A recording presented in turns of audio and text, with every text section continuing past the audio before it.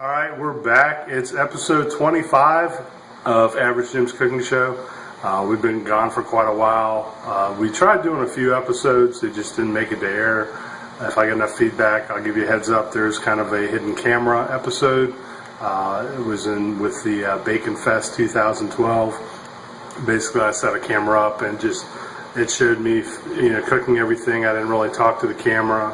I just talked. My family was in the background the whole time. And it was about an hour long. Half of it's out of focus. There's about 30 minutes that are in focus, pretty decent. If you guys want to see that posted, leave me a comment, let me know. Today I'm going to do something kind of special. A chef named Jamie Oliver I first saw him do it a few years ago. Somebody else that follows watches, so it's kind of her idea too. And what I'm going to call it, we're not going to do any cooking tonight. I'm going to cook later. Doing a crab boil, by the way. It's going to be delicious. But what we're going to do is basically show you what's in my cabinets and why. And that way it'll kind of help you as you learn to cook and just try things out. Try out some different spices and some different herbs and some different oils and condiments and such. We're not getting into the whole ketchup, mustard, mayonnaise. You guys can figure that out. But we're going to be back in just a second and I'll show you everything to use and why I use it. Alright, we're going to start basically canola oil. I like it. It's not as heavy as vegetable oil. You can use it for salads. You can use it in frying. I've got olive oil, and this is actually canola olive oil blend. It's really good stuff. I hope, don't worry about the brands. You'll see when it comes to the spices, I have absolutely no brand loyalty, even though I am a tester from McCormick. They don't pay me enough though. So moving on, canola oil, olive oil blend, good stuff for you. Sesame oil, you see me use this with Asian cooking. It's got a nice flavor, really good with meats and poultry if you are doing a little bit of Asian type meal. Got sesame seeds. That just happened to go along with the Asian feel with meats and poultry. You can do it other times. You do it with fish, it's good. Do it with vegetables. I've done it with zucchini and onions, real good stuff. Some white wine. This cooking wine is cheaper. Some people say, use wine you like to drink, to cook with. You can do that.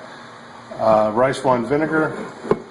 I use this mostly in salads and sauces. I use it with potato salad. Apple cider vinegar, I don't know. Over the years, I used to use that a lot. Rice wine vinegar is a little sweeter, so I just like to use it. Again, the brand, this is probably all you're going to find around here, but definitely worth getting. Got some soy sauce here. Now, there's so many different types of soy sauce out there. Try to find one you like. If you want to go with Kikkoman, that's fine. This is a Korean style soy sauce, just used to using. And speaking of Kikkoman, teriyaki sauce, again, good with meat, ribs, pork. Anytime you're using that, you've seen me use this before. Now we're going to get into some different dry ingredients, and we're going to go through each one of those. Nutmeg, don't use it very often. This is more what I call fall spice. I'm using it in desserts, especially with apples. It just goes great. You can use it with pears, any kind of hard fruit. If you're making a dessert with nutmeg, and of course cinnamon goes great. Cinnamon you'll see a lot in Caribbean cooking. If you're doing like a jerk seasoning, use the cinnamon. Definitely want to have that though for your desserts. Another fall spice is rosemary. Again, it's that flavor you kind of get. A lot of people use it in pot roast. I've used it with vegetables, with root vegetables, especially with squash. I just think it's just a great spice to use. So rosemary there. Well, this is a bottle of what I call chicken rub. It's basically a blend for a barbecue seasoning. It's paprika, garlic powder, onion powder, salt, pepper. That's what's good about spices, and we'll get into that later. You can kind of come up with things to make your own. Moving on to the more Spanish stuff, I've got ancho chili powder. And ancho chili is kind of a mild chili, so I use that when I make chili. I like that. I use cumin as well. Cumin is what you see in a lot of Spanish cooking. using chilies, use it with meats, especially when I make fajitas. Definitely worth having. Cayenne pepper just adds a little heat to anything you want to cook. Adobo, this is a good blend. They make it with and without cumin. This is basically salt, oregano, turmeric. Definitely very good with Spanish cooking. Can use it on anything though, poultry, fish, pork, meat. A really good all-around seasoning. This is a chicken fajita seasoning. This is basically adobo with black pepper in it, to be honest. It's really not much, but these were 50 cents a bottle at the grocery store, and I went ahead and got it. It's good stuff. So, again, paprika. Paprika doesn't really have much of a flavor. You use it more for a coloring. Again, that's why you see in a lot of herb blends. If you want to add it with chili, if you want to add it with Spanish food, it's just going to add a little color to it without really killing the flavor. But any kind will do. Crushed red pepper. Again, this is just purely for heat. People put it on pizza, put it in Italian. But definitely, it's worth having if you want to add a little extra kick to whatever you're cooking there. Again, with Italian, fennel seeds. If you ever had an Italian sausage, and my daughter's cringing because she doesn't like this stuff, but it's good. Fennel seed is basically what makes an Italian sausage, give it that nice taste. So you can add this with pork. You can add this if you're making your own sausage, with ground pork. Fennel seed is a must to have with it. It's good on other stuff too. I mean, you put it in salads, but it's a very unique taste. You'll know it when you bite into it. Leaf oregano, just oregano by itself. Sometimes I'll use that with spaghetti sauce or with certain sauces. It's good on chicken, good on pork, good on meat, anything. It's going to give you that, kind of Italian flavor you're used to. Same as Italian seasoning. This is a blend, pre-made. You can get these anywhere. Typically it's basil, oregano, thyme, sometimes rosemary, sometimes savory and sage. But just a basic Italian blend. You add to anything. Poultry seasoning, good stuff.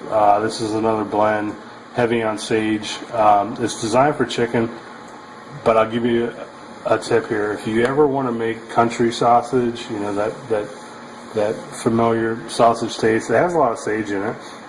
So if you're ever making homemade sausage with ground pork and you don't want Italian sausage but you want more country style sausage, poultry seasoning is a great thing to add to it. That really, the sage flavor in there really comes out and really works for it. Another blend you don't see very often is called Herbes de Provence. It's basically a blend of I believe it's marjoram, savory, thyme, rosemary, lavender flowers, mostly for shellfish. You can use it with poultry. Don't use it with meat too much, but it's a French-inspired blend from Provence, and it's a really good thing if you want to add it, like I said, to any kind of fish, shrimp. It's great on shrimp. So, moving on, we've got this is basically what's left of a steak seasoning. You can use anything you want. There's tons of different ones out there. Just find one you like, but it definitely helps. I don't like adding A1 sauce to steaks because then all you taste is A1 sauce. So it's nice to use a nice pre-blend steak seasoning. Got some Mrs. Dash. Cover that up. Again, just a really good alternative to salts. Got a lot of different herbs in it. There's different kinds in the market. Just find one you like. This one's basically a lemon pepper with some other herbs. Black pepper in a can. Not a fan. Garlic powder. This is good to use, especially in sauces. A lot of times I prefer to use chopped garlic or raw garlic. My wife loves garlic powder. That's what's kept her looking so young, I guess. She goes through a bottle of this a month. Thanks for laughing, because it's true. But garlic powder is good to have. Anytime you want to add a little garlic flavor to whatever you're making. Onion powder, same thing. You don't want to have big chunks of onion, but you want that onion flavor on a sauce, or maybe with eggs. I pour it on eggs a lot. You can do just about anything with it. If I make a onion ring sauce, I actually use onion powder with it. And of course, we got Tony Chachere's Creole seasoning. If you see me make, jambalaya, it's definitely a really good herb to use, or herb blend, seasoning blend to use.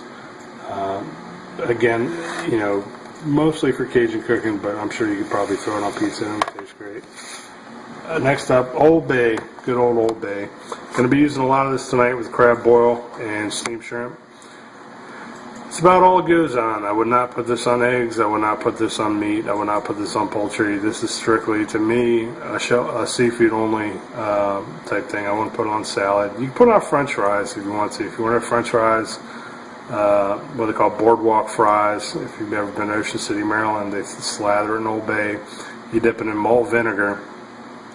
And, if it works for you, it works. Parsley flakes. This is probably the #1 spice you should have. Something so simple like parsley just adds something to just about anything. It could be eggs, it could be meat, it could be chicken, it could be fish, shellfish. I don't know what it is about parsley, but like I said, I love using parsley. I prefer to use fresh parsley. I go through that quite a bit. I've got some growing out on my deck, along with some cilantro and basil. But parsley is the #1 spice you should have in your cabinet. Moving on, salt. Some people prefer fine salts. I prefer kosher salt. Kosher salt is just a heavier salt. I don't use much of it as you see me cook. I really don't try to use a lot of salt. Every once in a while you need to. I just prefer it. It breaks up. You're not going to have big chunks of salt when you bite it. It's not going to be crunchy. Don't worry about it. But it's just a great salt to work with. And peppermill. This is why I prefer. I just like fresh cracked pepper. It just seems to taste better. It's generally bigger pieces than the little fine powdery stuff you get out of the can. So get a peppermill. It doesn't matter what kind. Get fresh peppercorns. Crack your pepper. It just makes it so much better. And then, of course, our 3 last dry ingredients are going to be sugar, brown sugar, and flour.